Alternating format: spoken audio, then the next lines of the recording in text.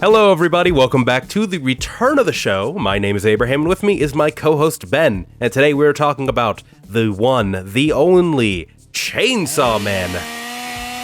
Yeah, that's a very good chainsaw sound effect, Abraham. Yes, I'm putting it in post because I actually have to return my soundboard, but that's a whole nother... It's not because it doesn't work, it's just because I'm like, the functionality's not as good as I hoped. But regardless, you, the listeners, do not have to worry about that for today. Today we're talking about episode 6, Kill Denji. There is indeed a motive to kill Denji in this episode. It is there. The episode is aptly named. There's two people who are trying to kill Denji, the Eternity Devil and Kobeni. So, equally as terrifying.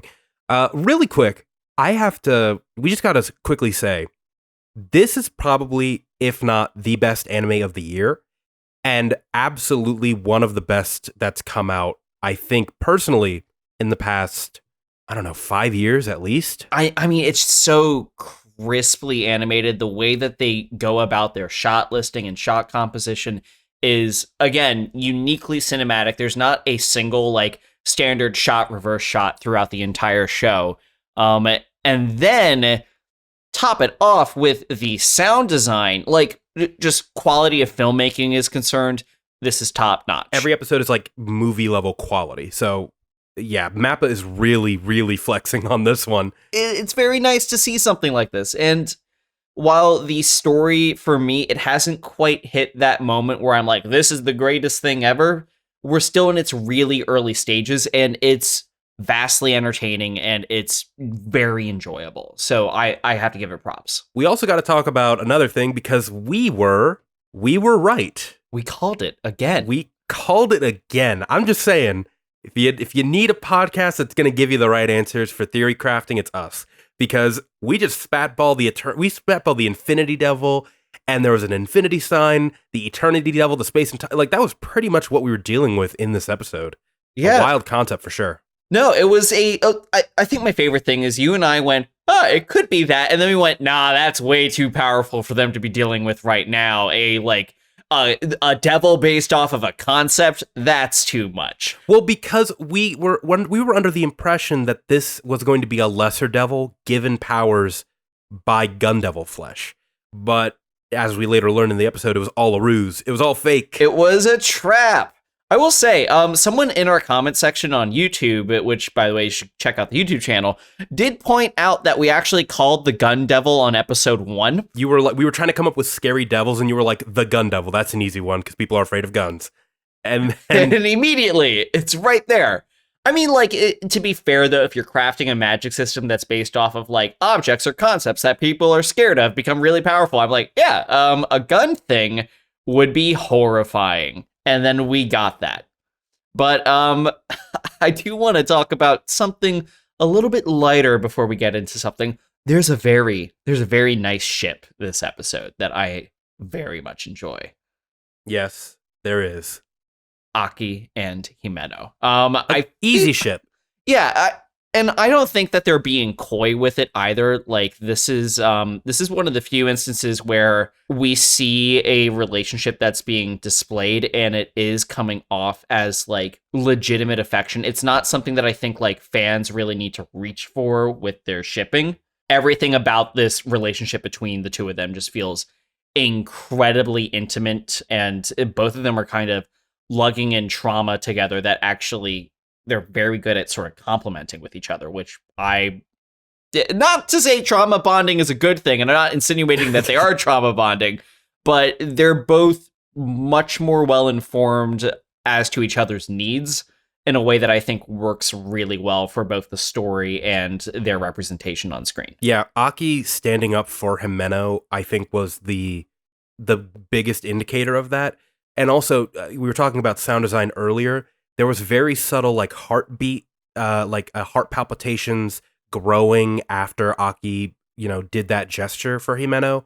The fact that both of them, that she is the one that is responsible for him smoking. Yep. Is another one. And that cut joke, by the way, where he literally goes from, this is the only cigarette that I will ever puff in my life, hard cut to, hey, do you have another cigarette in modern time? It was perfect. Yeah, no, they're just very. I completely feel for like whatever's going on in this relationship. We were also talking about this. Is there a party that cares for one more? Like, does Himeno feel for Aki more, or does Aki care for Himeno more?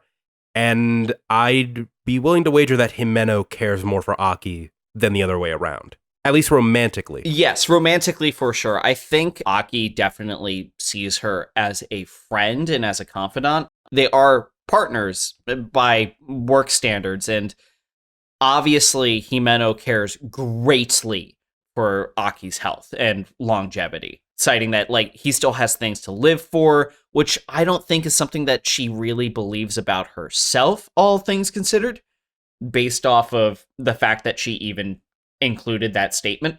That being said, one of the things that kind of throws me for a loop on this is Aki's relationship to Makima, which we've only ever seen glimpses of, but seems very, very close to how Denji's relationship works as well. Aki is on a similar kind of leash that Denji is, though the outward appearance of it is... I think that Aki feels like he has more control over the relationship with Makima than he really does. I will say, Denji's relationship is much more of, again, they're a little coy with the ages of everyone, but just based off of emotional maturity, Denji's relationship to Makima is much more akin of someone being groomed, where Aki's is much more a sign of someone that's being just manipulated on a more equal footing. There's a little bit more chess involved in that. He definitely does seem to think that he has more control, but the fact is that the second that she's like, only you could do this for me, he's like, yes, ma'am, and leaves it at that. He also, like, fixed his, like, appearance.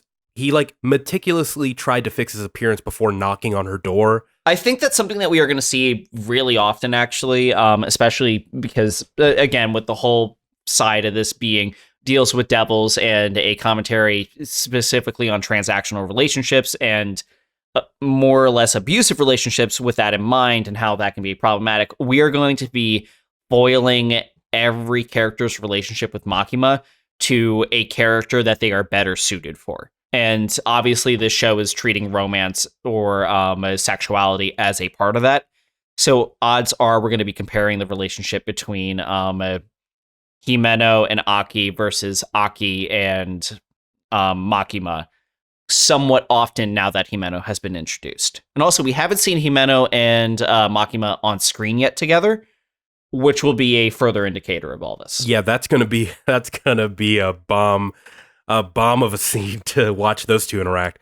Speaking of relationships, and one that has really blossomed, I think, towards the end of this episode is Aki and Denji. You know, this whole episode surrounds Denji trying to be sacrificed by Kobeni, by the other devil hunters, by even, Himeno. And if I'm being honest, I did not expect... I mean, it makes sense, but I was still shocked by Aki's willingness to put himself in between himself and Kobeni's blade. That was very, very surprising to me. And I very rarely have audible reactions when I'm watching things alone. That was another time where it happened. This and the cliffhanger. Yeah, I mean, it does kind of make sense that you could be like, because we did see Aki's brother for a little bit, and Aki's little brother had some of the same sort of doofusy things that, frankly, Denji has, which if you lost a little brother, you might start projecting that on someone else. But he does put it very straightforward that it's like, even though he thinks Denji's a fucking idiot, there is a level of respect for him in the fact that he's willing to do something as gutsy as take on the Gun Devil. And also, Aki has a good idea that Denji does not fuck around when he fights. Like, he is competent. And he gives, like, a very analytical response to the motives of the Eternity Devil before he takes the plunge. Like, Denji is a lot more emotionally intelligent and just intelligent overall than honestly I gave him credit for. I thought that he was just, like one brain cell dancing alone in a hollow brain skull tube. But no, he's got some gears turning in there for sure. They're very dusty. But I Yeah. definitely wouldn't put him on like level of emotional intelligence. I will say that he has been fighting devils for long enough that he understands a little bit of how they work. He's smart enough to see that like this guy clearly wants me dead and doesn't like pain. I'm gonna do this to help you guys out, but also like clearly he fears me for some reason and wants you guys to kill me. So I'll just do it. I'm just gonna do it and make it hurt. And I will say, they're not like going full on, like, he's like my brother, you know, like I care about him. Like, you're right that this is mostly motivated by Aki's need for revenge against the Gun Devil and him just taking on as many people as he can to try and take him down. However, I still think this is the first crack, and just like Himeno's relationship with Aki, I think we're going to see this one continue to grow and blossom as the show moves forward. Yeah. Also, he didn't refer to Denji. He referred to Denji as a human, like multiple times this episode, which I wasn't expecting because previously, I didn't catch that. Yeah, well, it just occurred to me, but yeah, when he said they had a whole thing of like we're devil hunters, we only kill devils, claiming Denji off the list. Oh yeah. Previously, he had not been treating Denji that way. He had been treating Denji as like some sort of fiend or some sort of devil. He wasn't quite sure. He said, "You don't have rights" in the last episode. Yes, he did. But like he quickly changed on that. And perhaps it's the fact that Denji wants to kill the Gun Devil that's sort of started to shift his perspective. But yeah, I do agree that there are cracks showing in how Aki feels about at least Denji. Now, Power, on the other hand, we'll wait and see. I feel like Power and Denji's relationship is going to help in Aki's claiming of her as another friend and person that he can rely on. But again, how they do that, time will tell. We also finally got more characterization on the internet's favorite character, Kobeni. I think that out of any character in the show, I have seen her memed to the fucking moon. The Kobeni dance, as they call it, where it's like bumping music, like make that shit bounce, bounce, bounce, and then it's like a picture of her, like crying horrendously, but doing the cutest anime dance ever. It's so jarring. I have not seen these. I'll send this to you. It's so fucking weird, and I'm not gonna lie, I get it. I get the love. I see. What about you? I mean, I'm gonna go the other way. Actually, I kind of don't like what they're doing, Kobeni here. Again, I said this at the beginning, but the way that this show treats women, I am looking at with a little bit more of a critical eye. She does somewhat go into a sort of like previous sort of crybaby, like incompetent stereotype. She's not a full-blown Sakura because we haven't seen her fight, but she is definitely not cut out for the role. Now, unlike this is really important to avoiding the Sakura trope, but unlike other characters that exist within the sort of like incompetent woman in a man's world anime trope, she does not want to be here. Yeah, she actively, that's the thing. She's like actively like, I hate it here. I don't want to be here.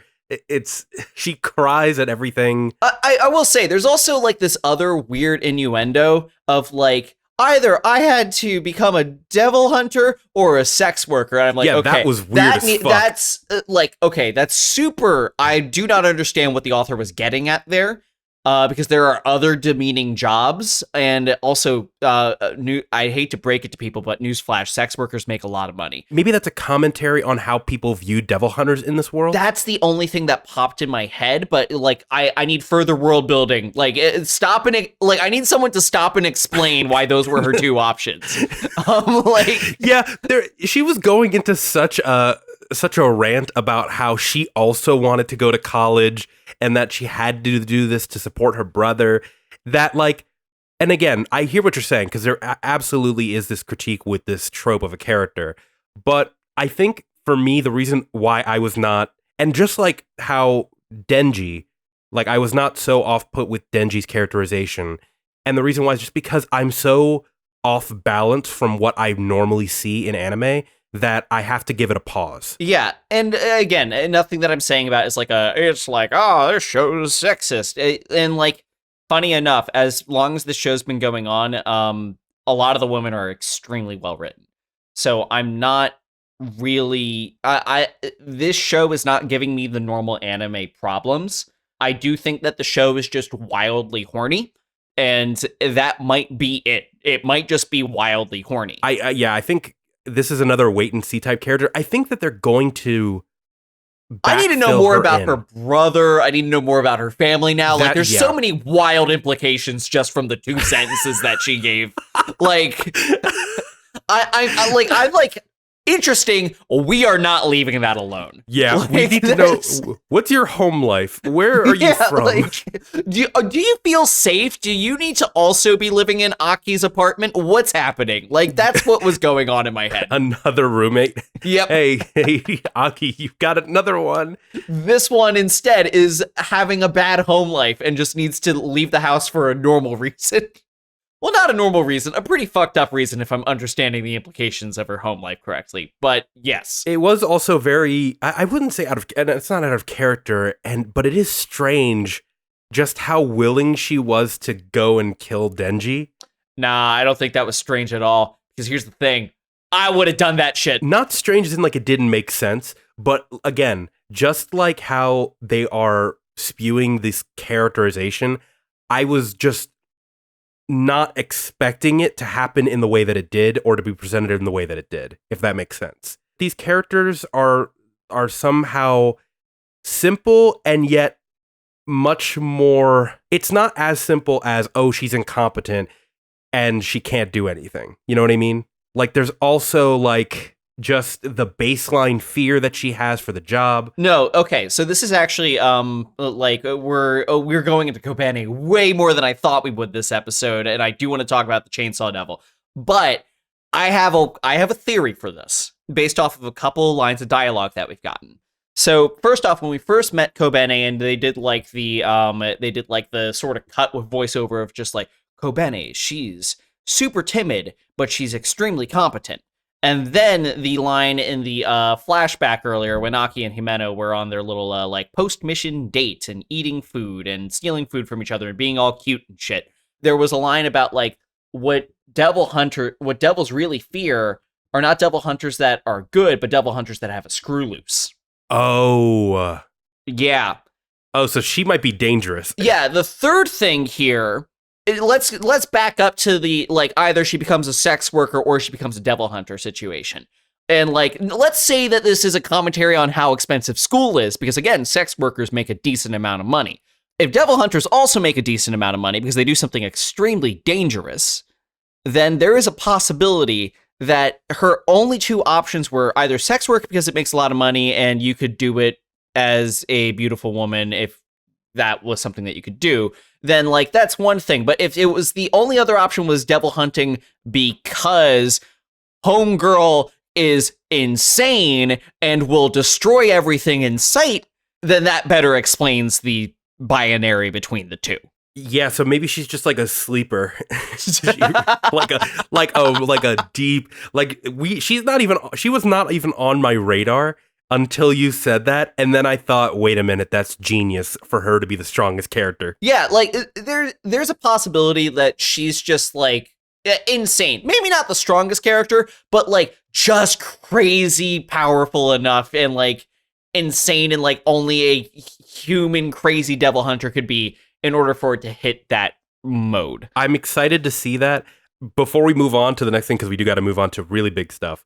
The funniest thing that happened in this episode was in the opening, was right before the opening, when Himeno says to Kobeni, "Quick, Kobeni, make a double peace sign and wait right here." And then she's like crying while doing a double peace. I will say, she's enjoyable.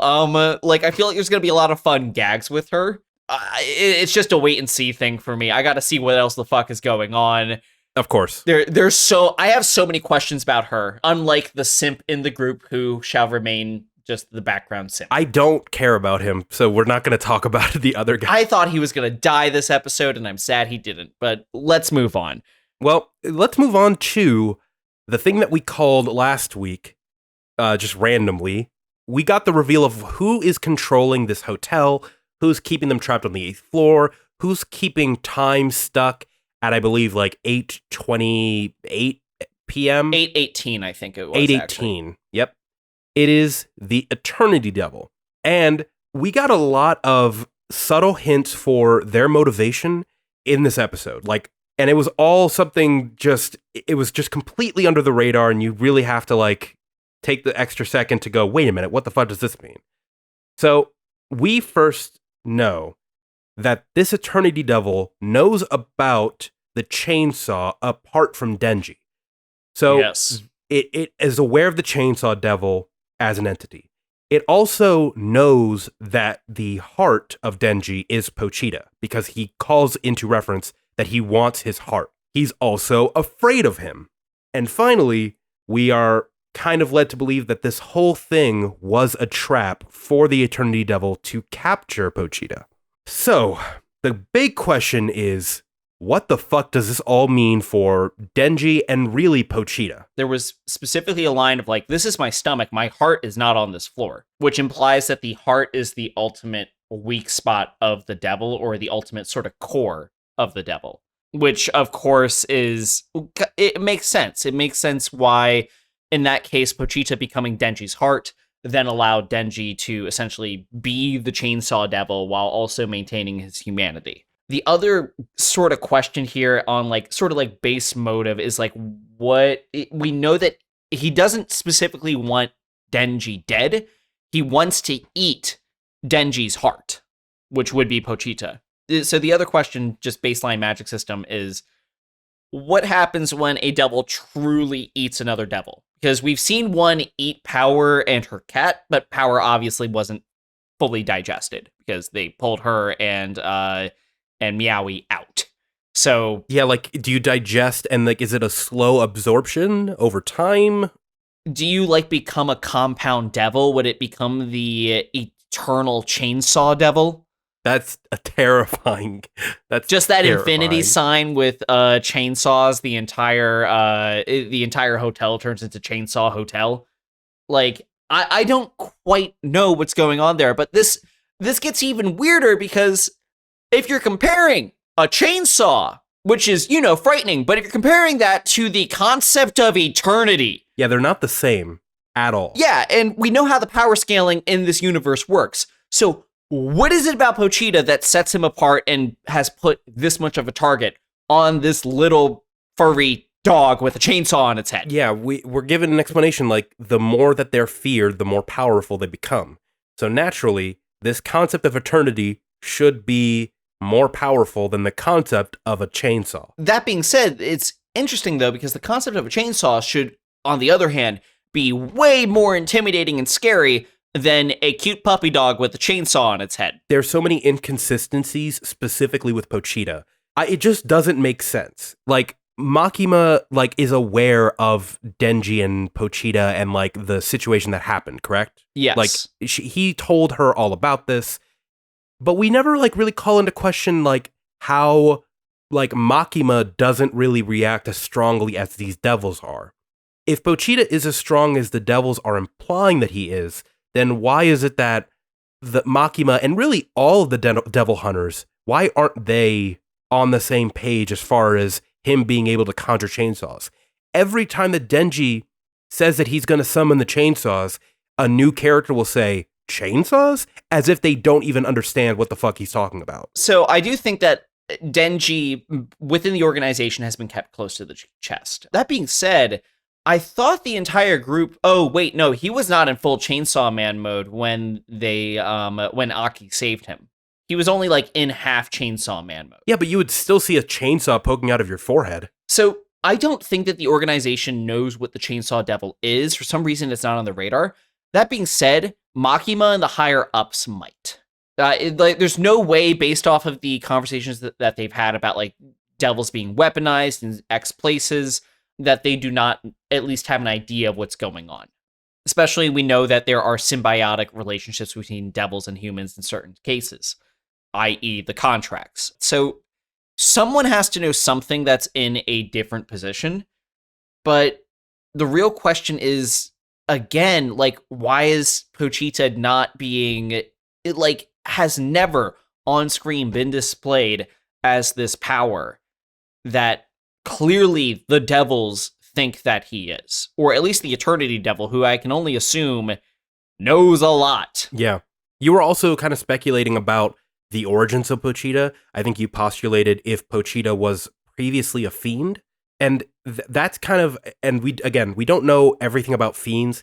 Can a devil inhabit more than one fiend, more than one human body at a time?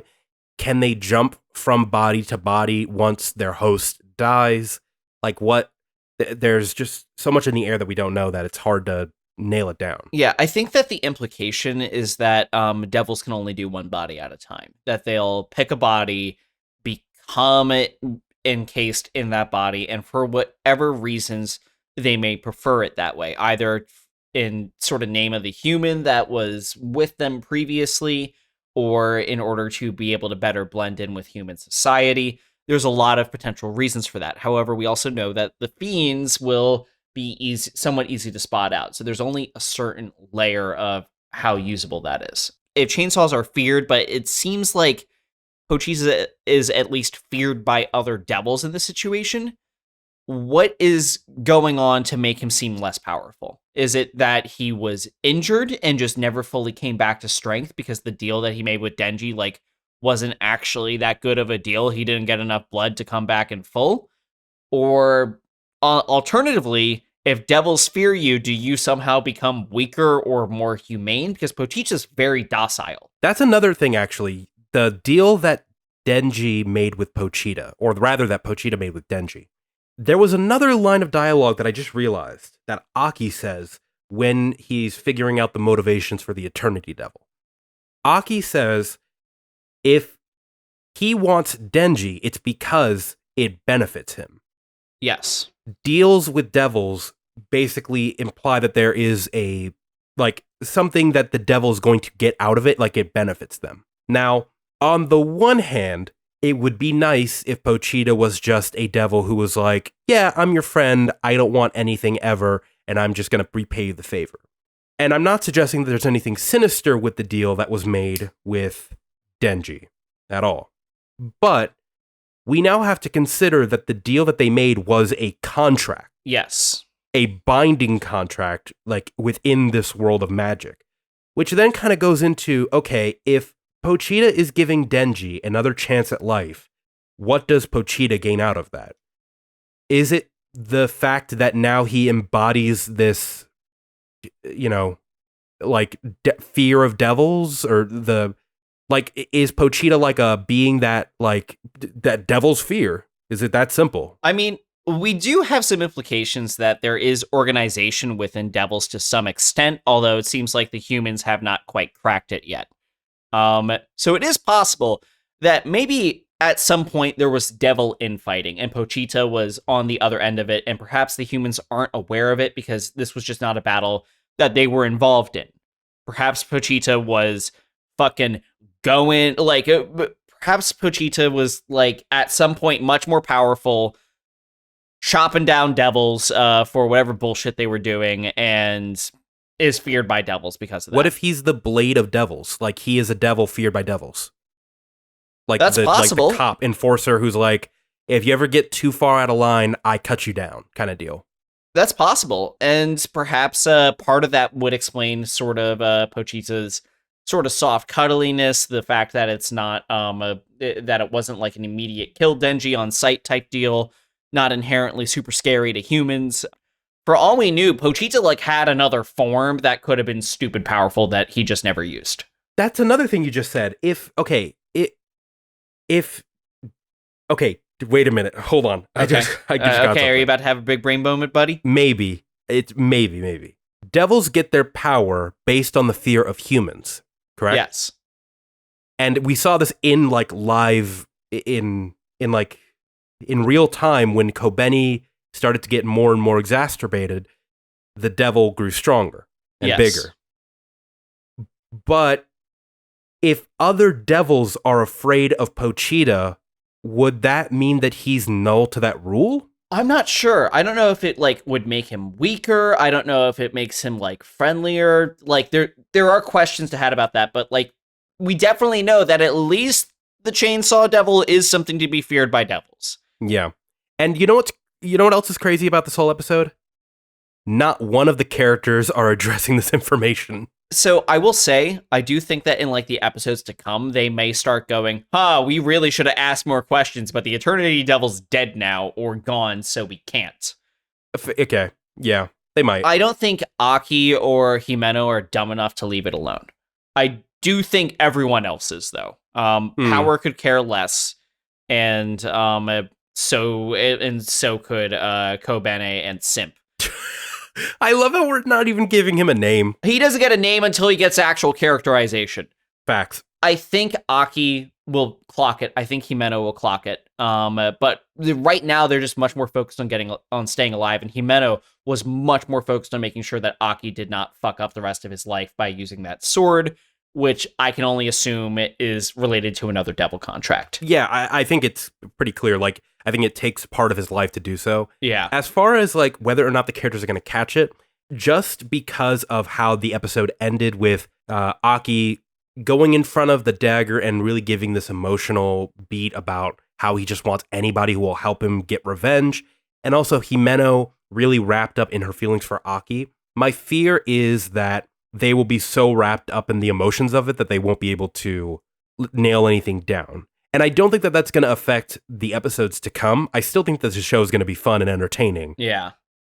I guess my fear is that in the grand scheme of this season, I'm worried that they're not going to make any progress with really, leveling with these mysteries that are roaming in our heads. I don't think that because they left too many leads. I think that the writer at this point is smart enough to know to not just bury it without explanation.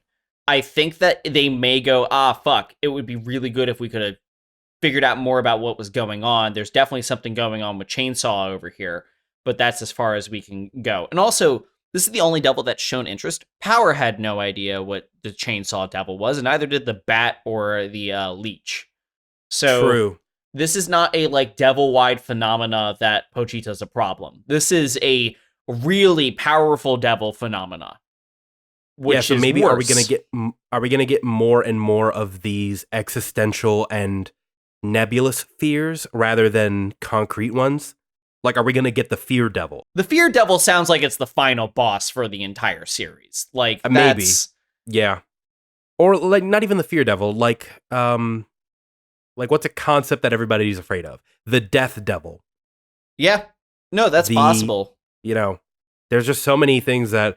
That's one thing I do love about this show, is that for how simple and stupid I thought the first 2 episodes were, like this show more than any other show I think right now has got my brain like firing on all cylinders trying to figure out the greater mystery. It's a smart magic system. It's really simple. It's intuitive.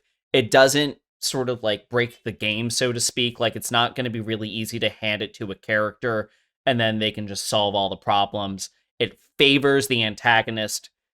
This is really good for sewing mystery. So I'm thoroughly happy with the show right now on that front. Again, I'm kind of waiting and seeing on a couple things, but so far I've just been very pleased. Hell yeah. I kind of in the same boat with you, and this is the halfway point of the season. I hope the second half is just as crazy and thoughtful as this first half has been. I guess for those of you at home listening, let us know what your thoughts are on this episode of Chainsaw Man. Did you enjoy it as much as we did? And do you love Kobeni as much as I do? I mean, maybe not as much. I know Ben is maybe not as favorable, but hey, I'm a sucker for funny characters, I guess.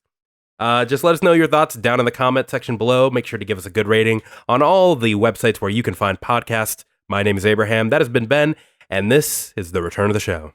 Vroom, vroom. I hope I can get my soundboard fixed by next time so I can have a chainsaw sound effect. Oh, is it like properly having problems? It's just the software. It's okay. These people don't care. Goodbye, everybody.